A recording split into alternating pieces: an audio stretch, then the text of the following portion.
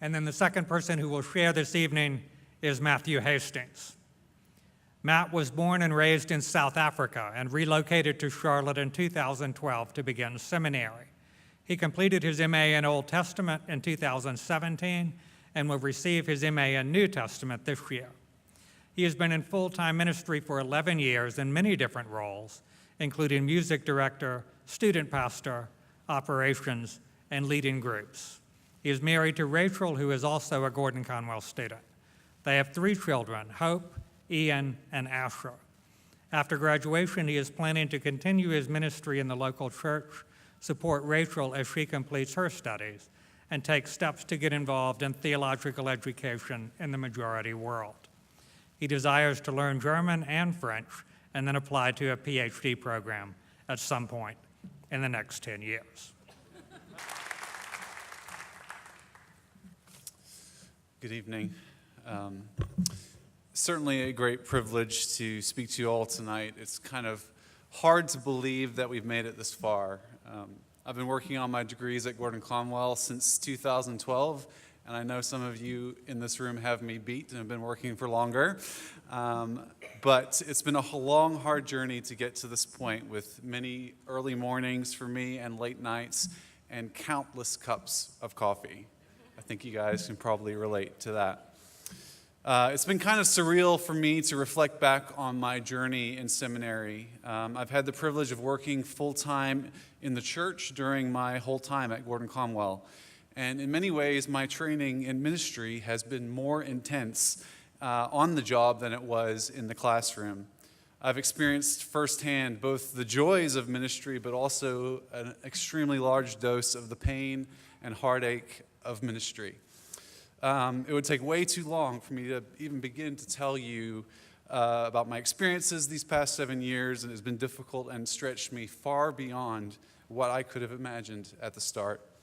Like many of you, I came to seminary because I believed that God had called me to prepare for ministry so that I could effectively and accurately teach His Word and serve His church. And I've received excellent training here at Gordon-Conwell, and I'm grateful for that. But I think what I've learned by being in ministry while preparing for ministry is that the pain, heartache, disappointment, and frustration of working with broken people is too much for me. I can't actually do it. I'll never be prepared. I'll never feel like I've got this, no matter how accurately I can parse a verb or explain the historical background of a passage. Those things don't equip me to sit with someone who is suicidal and walk with them through that, to grieve and comfort and pastor close friends who lost their son at only 36 hours, to comfort and lead a hurting church that was recovering from pastoral betrayal. My time in seminary didn't give me the confidence that I could handle ministry, and that's because it's not supposed to. It did remind me that the only way I would survive is if I was completely dependent upon God. Sorry.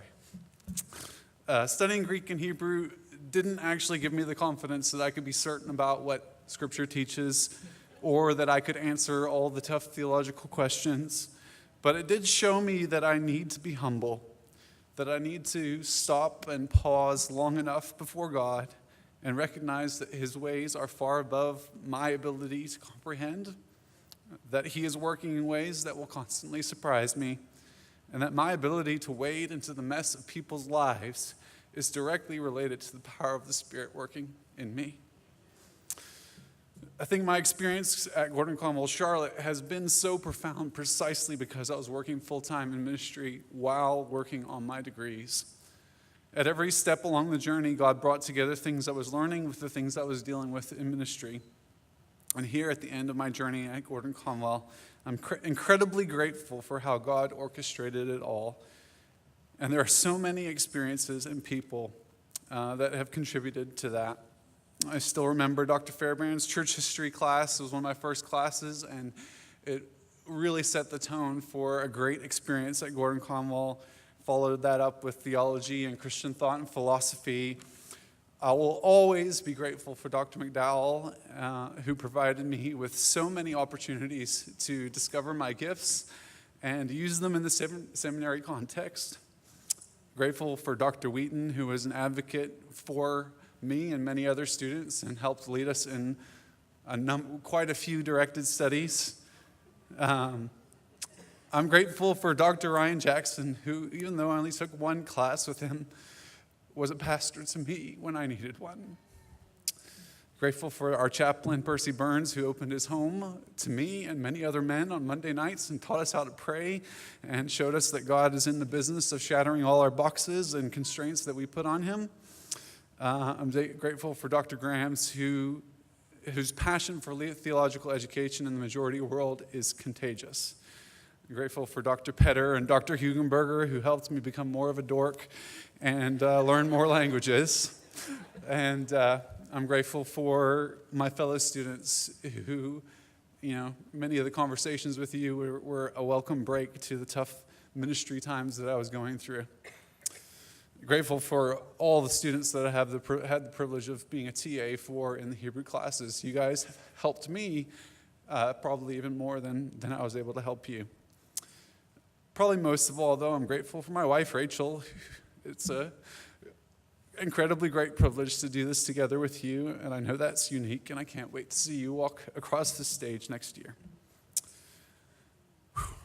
Your experiences may have been and probably will have been different than mine, but I know God has used your time here to shape you into a vessel that God can use. And I hope as you are launched from here into your ministries that you remember that while you should be proud of what you have achieved and accomplished here because it took so much time and effort and commitment to get to this point, you still need to remember that ministry is too hard for you too. You cannot do it in your own strength. You need to pause long enough and regularly enough before God and recognize that your life and ministry is completely and totally dependent on Him. And even though you may forget just about everything else you learned here, I hope you never forget that.